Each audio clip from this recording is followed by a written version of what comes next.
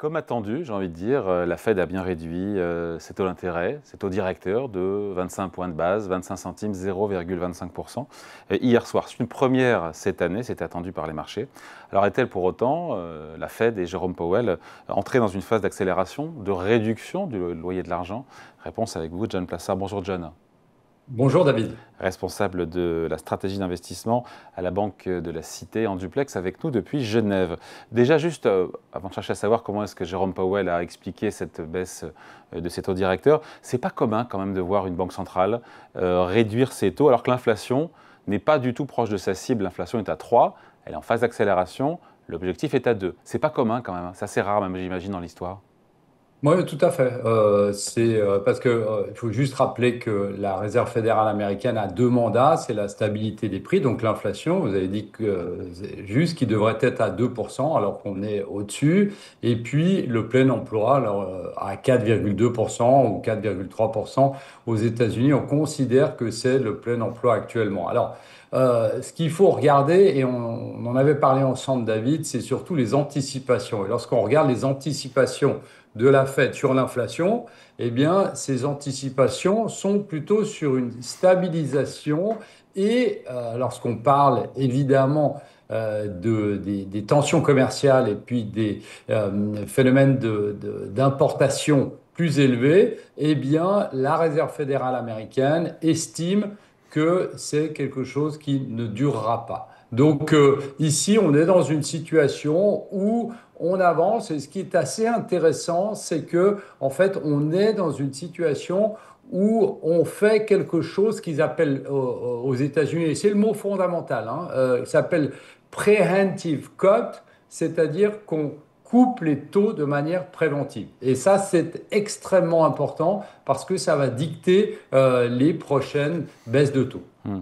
Donc c'est comme ça aussi donc Jérôme Powell justifié cette baisse parce qu'il faut contrebalancer, parce qu'il y a ce double mandat, emploi et inflation, il faut contrebalancer le marché de l'emploi qui s'est détérioré ces derniers mois. C'est ça en fait, hein, l'explication. Oui, alors je dirais pas ces derniers mois. Je dirais que en fait, il y a eu un choc sur les marchés et ce choc, ça a été il y a 2 semaines de ça, eh bien des révisions d'emploi sur l'année passée de près de 1 million. 1 million Non mais d'emplois. je crois que c'est du jamais vu. Comment est-ce que donc enfin le Bureau d'études américain de l'emploi a surestimé d'1 million, enfin 900 000 sur un an entre avril 2024 et mars 2025, un truc comme ça, les créations d'emplois. Mais c'est hallucinant comme histoire.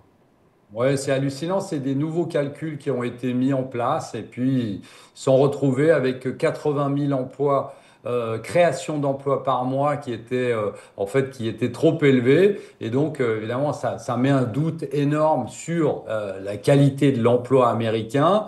Et évidemment, lorsque on a ces chiffres qui, il faut le rappeler, ces chiffres révisés qui vont encore être révisés une énième fois. Donc, on pourra avoir un autre chiffre hein, qui va Donc ressortir. l'électrochoc, c'est ça? C'est ça l'électrochoc qui Oui, explique oui, cette c'est baisse de taux? l'électrochoc, clairement. Clairement, parce que on en avait aussi parlé ensemble. Il y avait un point qu'il fallait regarder, c'était l'emploi. Parce qu'on sait qu'aux États-Unis, eh bien, 74% de la croissance est la consommation domestique. Et si les Américains perdent leur emploi, ou s'il y a plus d'Américains qui perdent leur emploi, ils consomment moins, donc il y a moins de croissance.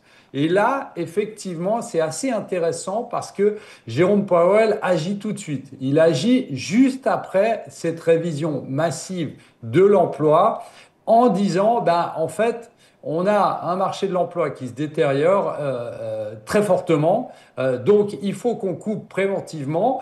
Et en fait, en faisant ça, en anticipation que ça aille encore plus mal, eh bien, dans nos prévisions, on a des prévisions de croissance qui sont relevées. Donc c'est un Hmm. pari absolument extraordinaire si ça fonctionne. Alors Jérôme Powell est un génie et malheureusement il devra partir en mai de l'année prochaine, c'est une autre question.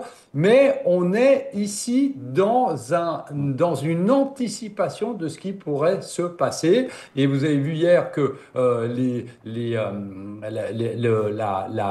la croissance pardon, a été revue en baisse. Pour cette année, on passe de 1,4 à 1,6. L'année prochaine, on passe de 1,4 à 1, pardon, de 1,6 à 1,8.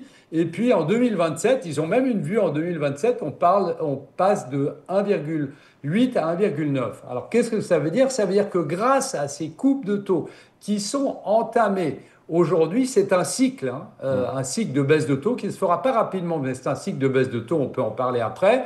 Eh bien, ça va permettre à la croissance d'être relancée. Donc, je trouve absolument extraordinaire qu'on ait cette vision-là, contrairement, mais je vais pas rabâcher les mêmes choses, mais contrairement à ce qu'on a avec la Banque Centrale Européenne, qui n'a, elle, malheureusement, pas beaucoup de vision sur l'avenir. Hmm.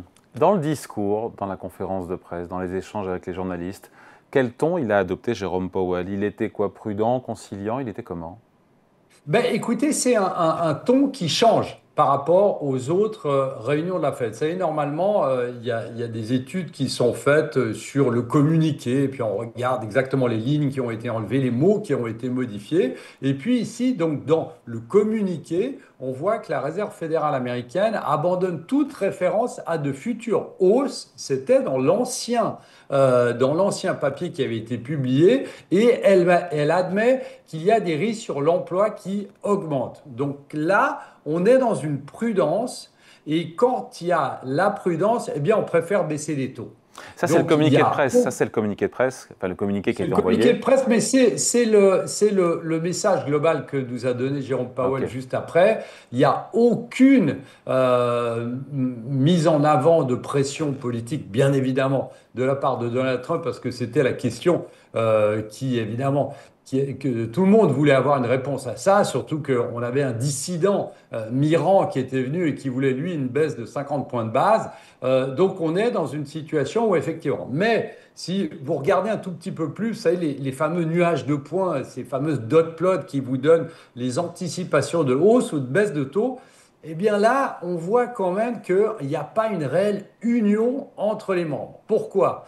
Parce que si vous regardez juste ce à quoi s'attendent les membres de la Fed pour cette fin d'année, eh bien, vous avez un membre qui parie sur 5 baisses de taux. Donc évidemment, c'est Stéphane Miran qui vient d'être mis là par Donald Trump. Vous en avez un qui parie sur une hausse de taux. Et vous en avez 9 sur 19, et donc ça c'est la médiane, si vous voulez, qui parie sur encore 2 baisses supplémentaires cette C'est année. ce qu'on Donc devrait avoir, les deux baisses. On peut raisonnablement penser qu'on aura encore deux baisses de 25 points de base de la Fed d'ici Noël. oui, clairement. Et je vais vous dire une chose, j'ai changé bien évidemment mon discours avec et directement après qu'on ait eu cette révision massive, parce que ça change, révision massive sur les créations d'emplois, parce que ça change totalement la donne. On imaginait que l'emploi, il y avait le plein emploi et qu'il y avait des créations d'emplois absolument extraordinaires, et on se retrouve en août avec seulement 22 000 créations d'emplois, alors qu'on est plus proche en moyenne des 100 000 que des 22 000. Donc on voit qu'il y a une dégradation nette de l'emploi aux États-Unis. Donc il faut évidemment changer de discours. Alors si les données changent chaque 6 mois ou chaque 3 mois, ben, ça va être un peu Ouais. compliqué parce que la crédibilité des économistes, la crédibilité de la Fed, eh bien, va être mise à mal, pourrait être encore plus mise à mal. Mais effectivement, je pense qu'il entame un cycle de baisse de taux. Il ne va pas aller trop rapidement parce que vraiment, il va faire attention en anticipation. C'est ça qui est intéressant, hein. Normalement, quand vous coupez les taux, il y a 2 scénarios. Le premier scénario, c'est parce que vous êtes en crise ou parce que vous rentrez en récession. Et l'autre scénario, c'est ce qu'on disait avant, ce fameux code préventif, couper les taux de manière préventive pour évidemment anticiper et relancer la croissance. Hmm. Et c'est cette croissance potentiellement relancée qui est la nouvelle directive de la Fed avec ses prévisions de hausse de croissance. Hmm. En 30 secondes, John, juste sur la question des dissensions au sein du board, même s'il y en a sur les nuages de points, donc sur les anticipations de chacun des membres, je note que 11 membres sur 12 ont voté hier soir la baisse de 25 points de base. Stephen Miran, nouveau venu, soutien de Trump, lui a demandé 50, mais pour l'instant, sur la réunion d'hier, il n'y a pas de dissension. Non, il n'y a pas de dissension, c'est surtout sur les anticipations futures. Et on voit effectivement que Miran, évidemment, c'était sûr qu'il allait voter pour 50 points de base au minimum de baisse de taux hier soir. Mais bon, on est dans une situation, effectivement, et je suis désolé de le répéter, mais on est dans une situation où la donne a changé. Et cette donne, c'est bien évidemment l'emploi et les destructions d'emplois aux États-Unis. Allez, merci beaucoup. Explication signée John Plassa, responsable de la stratégie d'investissement à la banque Cité Gestion Duplex avec nous depuis Genève. Merci John, bonne journée. Merci David.